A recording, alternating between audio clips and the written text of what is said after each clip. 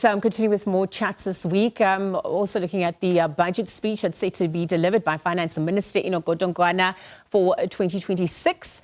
It comes at a time following the promises made in the State of the Nation address, some macro factors as well. But the big question obviously remains, does the money back up the plan? And that's what we're going to be ascertaining. We look at what this budget now means for jobs, for food prices, social grants, and one's daily expenses as well. Annaline from Poel, Debt Rescue COO, joins us for this chat. So Annaline, a very good morning and thank you for your time at this hour. Good morning and good morning to the viewers and thank you for having me. I know at this point we're previewing the budget 2026 speech, and so expectations, perhaps even an imaginary crystal balls won't be playing with at this point. But let's look at some of the key issues now. So the SONA delivery was successful, and now we obviously await the budget speech. Economic growth projected at 1.5%, unemployment it's sitting at 31.4%.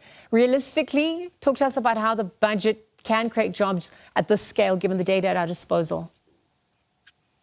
The reality is that growth at around 1.5% simply isn't enough on its own to solve unemployment quickly. What the President highlighted in the SONA address is that job creation is being driven through infrastructure investment and public employment programs. For example, over 2.5 million opportunities have already been created through the presidential employment stimulus, and government has committed over R1 trillion to infrastructure over the next 2 years. For struggling households, even temporary work opportunities can make the difference between meeting their basic expenses or falling further behind financially.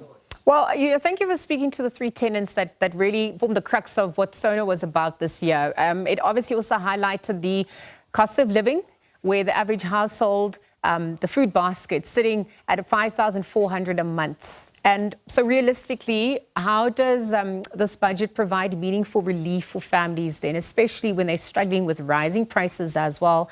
Perhaps also some of the macro factors. Well, if we look at an average food basket costing around 5,400 Rand and the minimum wage is under 4,900 Rand, it means families simply don't earn enough to cover their food, their transport, their electricity, and other necessities that they have in their budgets. The SONA address does point to lower inflation and falling interest rates, which slightly will help over time. But the honest reality is households are still under enormous pressure right now. And for families, food remains one of the biggest financial stresses they're facing every single month. Yeah, and I mean, even if we're looking at social grants and the dependency factor, nearly 30% of South Africans rely on permanent social grants. So the SRD grant, which has now been extended, is there a clear path from social support to employment? What's that realistic picture looking like? Well, as you mentioned, the President did acknowledge that the SRD grant has played a critical role in keeping millions out of food poverty. But importantly, SONA did make it clear that the grant will be redesigned to support livelihoods, skills development, and pathways into work. The intention is to link social support to employment programs like the expanded public works program and youth employment initiatives. So for household, grants provide survival support. But what people are really needing right now is stable income, long-term employment to restore financial dignity. And Annaline, I mean, support, debt service costs that come with what the reality as well. We know that 22 cents is taken of every Rand collected. And so when we look at servicing that debt costs, how does this begin to limit the funding that's then available for other avenues, such as schools, such as hospitals, such as policing as well, some of the other social issues on our cards? Well, when such a large portion of government revenue goes towards servicing debt, it reduces the amount available for essential services, as you mentioned, like healthcare, education, and policing. So the President did note that stabilizing national debt and lowering borrowing costs is a priority. For ordinary South Africans, the impact is real. When budgets are constrained, improvements in public services happen more slowly, and families remain dependent on those services that are already under strain. Yeah, because we also have to look at the fuel levy increase, the impact this is going to be having, because there's a value chain, and so there are ripple effects as well. Talk to us about the impact that then has on transport costs, on food prices overall, perhaps coupled with the inflation, possibility of lower interest rates as well on the cards. Well, fuel costs affect almost everything in the economy because transport's a major component of household spending. And then, like you say, we've got that indirect effect where everything that we find in the shops are transported by road. So fuel taxes already make up over 30% of the petrol price, and any increase raises transport costs directly. And that affects workers commuting daily, increasing the cost of delivering goods and foods. So for households that are struggling financially, even small increases in fuel costs are going to reduce the amount of money that's available for essentials like food and electricity. And unfortunately, what this means is if we look towards, interest rates coming down, they're coming down very, very slowly. And inflation, although it isn't going up at the high percentages we'd seen in the previous years, the biggest contributor, for example, or one of the biggest contributors to the inflation is food costs. So even though we might see these slight reductions, we're not seeing them in a meaningful way that it's starting to put us, moving forward. It's, if we're lucky, keeping us where we were. And Annaline, I want to continue with this thread and the story around that, because just back to your earlier point, when you were exploring infrastructure, the impact it also has on service delivery. As it was announced in SONA, over 1 trillion rand been allocated to infrastructure over the next 3 years. So we need to look at when the impact is going to be felt, the reprieve will be offered. When will ordinary households begin to start seeing some improvements when it comes to electricity, when it comes to rail services, when it comes to water services as well? Well, the reality is, unfortunately, these aren't what they refer to as low-hanging fruits and quick fixes.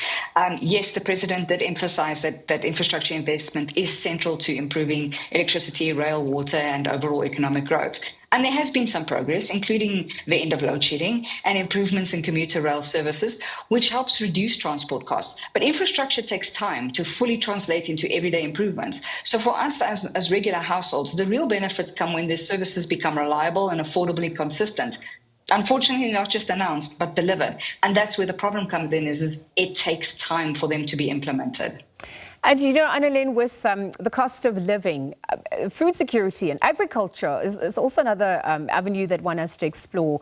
Government planning to fund large-scale cattle vaccinations following the foot and mouth outbreak, a disease outbreak. Talk to us about how this, will impact food prices, protect food prices, food security at large for the nation.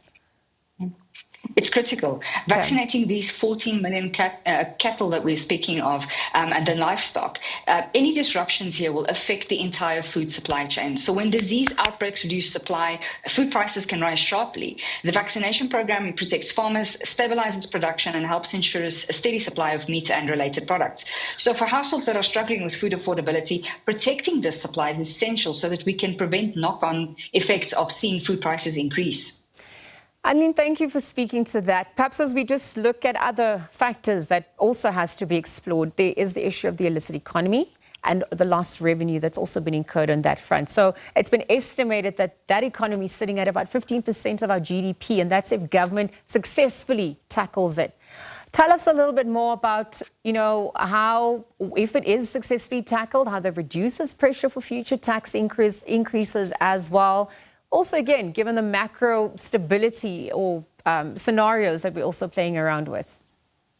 I think it's really important to understand that if by tackling this illicit trade, it can improve government's revenue without increasing taxes further. The president announced the National Illicit Economy Disruption Program, which is going to target sectors like tobacco and fuel, because lost tax revenue from these illicit trades run into tens of billions of rands annually. Now, recovering that revenue can strengthen the public finances and reduce pressure to raise taxes. So for households, it's really important because we do not need further higher taxes on us and thus reducing our disposable income.